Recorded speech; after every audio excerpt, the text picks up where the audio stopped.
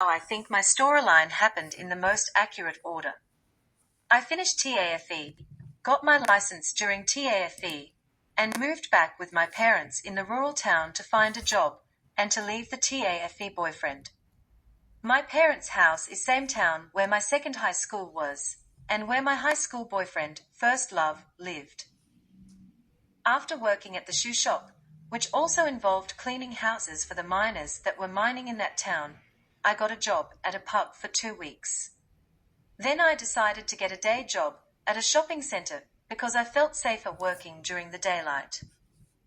Talking about the pub, I had to walk in the dark late at night to my car when I finished my shift. It was unsafe because that town was full of violence. The violence happened because there were different cultural people living in that town getting drunk and causing trouble with each other. It was a bad town for drug use too, and the train station and public toilets always had used needles laying around. My dad embarrassed me when I worked at the pub because he used to go to the bottle shop and talk about conspiracy theories and humiliating things like that to my manager. He would come into the bottle shop wearing t-shirts with holes in them too, looking like a complete bogan. Dad used to talk a lot to strangers. My manager at the time gave me a look in a way, as in to make my dad leave the store. Dad embarrassed me when I worked at the shopping center too, because he came in when I first started and yelled to everyone, "That's my daughter working here." He was drunk and wearing ratty clothing. That was probably the only time he and my mum came to the shopping center in the whole 5 years of me working there. They had an ego and didn't want to come see me. They went shopping at that shopping center on days I wasn't working though. Going back to the story of living with my auntie's partner left her after 6 months and took half of everything and got her pregnant too. He used her and tried to trap her with a kid and take everything. She found someone better and he treats her better than her ex. This is the same auntie who recently got married and didn't invite me to her wedding, and who also came all the way to Melbourne when she clearly knew I was living here and didn't even tell me she came. I found out on social media. It doesn't bother me anymore though. I'm used to family letting me down. It just hurt my feelings because I spent a while living with her and must have became an outcast when I left. My other auntie, my mum's other sister, gave me my first car I ever owned. I think I was nearly 17. I was the first child in my family to get their license and a job. The car was a manual, and it was a Ford Festiva hatchback. It had grass growing up it and needed fixing up. I got it fixed and roadworthy and used to drive it to TAFE when I got my license. My papa on my dad's side fixed the spark plugs for me too, then it was good to drive. My pop finished teaching me to drive when I moved to live with my grandparents while going to TAFE. It was intimidating because he was very grumpy, and I feared him. I feared men back then because of cowering around Dad my whole childhood. When me and my grandparents moved to town, and when I finally got my PS, I used to drive to the beach in Albany WA on my weekends, maybe a 1-hour drive from where my grandparents lived in Mount Barker. I used to drive to the beach to make my nan and pop think I was seeing friends, but I didn't have friends. They just wanted me to have friends so bad that I had to pretend. My nana felt sorry for me because I never had friends and did everything alone or watched TV with them, when I should have been out partying like a normal teenager. There was a time I thought I made friends at TAFE, but they used me as a taxi. Some of the girls at TAFE I went to high school with at my first high school. One time the group of girls said I was invited to a party if I drove them to it for them. It was an hour or more drive. When I got there, they told me to go home and that I'm not invited in. I literally cried all the way home and felt angry. I used to drive to the beach and eat KFC by myself. Then I started getting a stalker who would sit in his car and watch me. So, I didn't feel safe doing that anymore. I must have drove quite a lot to the beach and to the big shopping center. The beach was called Middleton Beach in Albany, WA. I had no self-worth at all back then, and went out with some terrible-looking guys from TAFE. I didn't want to judge by looks because I didn't want to be judgmental. I really lowered my standards, and I was not attracted to them at all. The TAFE girls that rejected me and used me told me I don't have a persona, or a personality. They said they don't want me in their group. Now I realize they only said that because I am real and not fake. Back then I thought something was wrong with me when they said that. One time I gave those girls another chance. I hung out with them at the beach one afternoon, then later we drove up to the Mount Barker radio tower from Albany for fun, late at night. We went up there with a bunch of guys they knew as well. I drove my car with two of the girls, and the guys had their own car which they drove all the way. We had a race, and I almost crashed. On the way driving to the radio tower in Mount Barker that night, we stopped at a police station and the guys were causing trouble. They were drinking and yelling outside the police station. They were just drunk, young, and having fun. When we were at the radio tower, I said to the girls how I didn't feel safe with them going back home with the guys in their car, so I offered to drive them all the way back to Albany for their safety. But they made fun of me and chose to go with the guys. They were all tipsy and drunk. I was just trying to be a caring friend. I was so misunderstood. TAFE boyfriends at the second TAFE while living with my grandparents. I went out with a couple of guys while I was attending TAFE. At the second TAFE I went to. The guys I mentioned were not good-looking or good-hearted. I didn't see my worth. One didn't last long because he liked another girl from TAFE, one of the girls that used me as a taxi. He tried to use me for one thing, and I didn't give it to him. I stopped dating him. I lowered my standards dating him. My confidence also plummeted after I dated him. Then there was the other guy I was not attracted to at all but dated anyway, because I was a people pleaser and had no self-worth. I was manipulated into dating him. We ate lunch together at TAFE. He stood me up a lot, but I just accepted it, and I kept going out with him. One time I waited at a beach in Albany for 6 hours for him to come meet up with me. He kept messaging me saying he's coming soon, but he wouldn't come, and he left me hanging. After 6 hours, he finally came and I was so angry, but I stayed with him anyway because I was so alone and needed to be with someone. He told me he was golfing with his dad and went motorbike riding too. Meanwhile, I was sitting at the beach waiting for him in my car for 6 hours. If I could go back in time, I would tell myself that I deserve better and that I am good enough for a good guy. I was also angry because I drove all the way from Mount Barker just to see him. I was disgusted by him physically and didn't like kissing him. He had jaw rods in, or jaw surgery done to his jaw and a salivary mouth. I felt awfully sickened kissing him because I hated saliva due to my germ phobia. I didn't want God to judge me, that's why I went out with him. I didn't want God to think I was judgmental, and I believed in karma, so I believed I had to be a good person.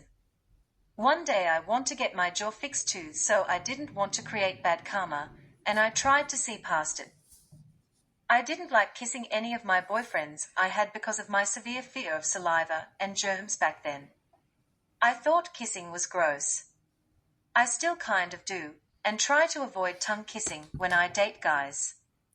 Even my long-term boyfriend, I met at the supermarket, tried to get me to overcome my fear of French kissing, but I just couldn't bring myself to kiss him like that. It felt invasive and I brushed my tongue with toothpaste and a toothbrush afterwards, and even gargled mouthwash to make sure I killed the germs. I was also disgusted by sperm. I swear I'm attracted to men. I just don't like bodily fluids that much. I've overcome a lot of my germ phobia now though. I think it's because I have cats, which I must clean up after every day, so I'm used to the disgusting germs now. Talking about that subject, one of my cats are literally vomiting at this very moment, distracting me from writing. Now I must go clean it up. I don't want to smell it. Back to the story of me and the second guy I dated from TAFE. We spent time together at my nan and pop's when they weren't home. We lost virginity together at their house, and it took us 4 hours because we were both virgins. He left just in time before my nan and pop came home, which was lucky. They still don't know to this day that I let a guy over while they weren't home. They thought I was innocent. Lucky I was smart and used protection back then. I'm proud of myself for that. While we were going out, we went and watched go-kart races together and spent New Year's together. I stayed at his mum's house in his bedroom. I felt like I was betraying myself because I knew I was going to leave him. I was getting in too deep and so quickly, and I didn't even want to be with him, and I felt trapped. My fear of karma was sabotaging my life. I was carrying a heavy guilty conscience around knowing that I would leave him. I was such a people pleaser that I didn't leave him when I felt like I should have. He never put me first. He would go play golf and go motorbike riding while I waited at his house sometimes. I felt out of place just sitting there with his little sister. He wouldn't let me leave him. He never actually asked me out either. He just started telling everyone I was his girlfriend, and I didn't argue. I didn't know how to say I wasn't his GF without upsetting him, so the relationship dragged out. One time, he made me go watch him motorbike riding for a whole day. I was extremely bored and couldn't wait to go home. I also got sunburnt sitting in the sun, watching him have fun. When we used to hang out together in his room, when I started staying over there every now and then, his mum would constantly force the door open and be intrusive. He was a mummy's boy. I seemed to have attracted mummy's boys. She literally kept walking in every 5 minutes, invading our privacy. I didn't want to get attached to his family because in my mind I wanted to leave him. I felt guilty being in the presence of his parents. I didn't want them to get attached to me, otherwise it would have been harder to leave. His parents didn't like me anyway. They were analyzing me constantly. They probably knew I didn't love their son, which was a good thing for everyone's sake. I got out of being in that relationship, luckily, because I moved back with my parents, maybe 3 hours away, in a rural town a few hours away. I pretty much decided to move back home, so I could let him down gently without hurting his feelings. I was so sensitive back then, and couldn't express my real feelings, or be upfront about things. I ran away instead of being truthful and telling him, I'm not attracted to you, also I don't like the way you treat me. Sorry, I'm leaving you. I just couldn't say it to him. I was a coward controlled by fear. After leaving the TAFE boyfriend and moving back to my parents, I started dating my high school boyfriend again for a few weeks. He was jealous of my ex-TAFE boyfriend when I told him about him, and my high school boyfriend acted out by having tantrums. The main reason he was mad was because he wasn't the one to take my virginity. In high school he tried so hard to pressure me to have sex with him, but I didn't want to because I felt too young and didn't want to get used. We obviously did start having sexual intercourse because of the times I snuck out my window to stay with him at his guardian's house, which I talked about. More about the shoe shop job. It was so quiet working at the shoe store because we had hardly any customers coming in. The shoes were so expensive and old-fashioned, that's why. My boss was teaching me to play drums at the back of the shop. Part of the job was also cleaning houses for miners that worked at the gold mine. My boss had 2 businesses, that's why. Those miners were Canadian, and they lived messy. One house had a used condom stuck to mirror, which I had to clean. They left dirt on the floors from their boots, from working in the mine. They left piles of dishes every week for us to clean as well. God must have wanted me to be a cleaner at every job I worked at, which is annoying because I don't love it. But it's what he wanted for me. I am probably the world's best house cleaner now because of all the different experiences I've had cleaning in different environments at different jobs.